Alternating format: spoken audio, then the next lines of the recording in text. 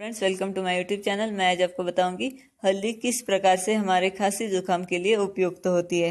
वात, पित्त तथा कफ तीनों प्रकारों के विकारों को ठीक करने की शक्ति हल्दी में होती है। गर्म दूध में हल्दी डालकर पिलाने से रोगी को खांसी से आराम मिलता है। हल्दी की छोटी सी गांठ को यदि सेक कर रात को सोते समय मुंह में रखा जाए तो भी जुकाम खांसी में लाभ मिलता है।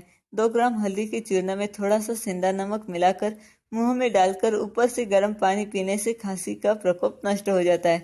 रात को गर्म दूध में हल्दी डालकर पीने से दबी आवाज खुल जाती है और गला भी हल्का हो जाता है। इसी दूध में 1 चम्मच घी मिला देने पर खांसी जुकाम पूरी तरह से ठीक हो जाते हैं। बड़े हुए टॉन्सिल पर भी हल्दी लगाने से लाभ मिलता है। आशा करती हूँ आपको मेरा वीडियो पसंद आया होगा, तो प्लीज़ सब्सक्राइब कीजिए, लाइक और शेयर करना ना भूलें। Friends, welcome to my YouTube channel. मैं आज आपको बताऊंगी हल्दी किस प्रकार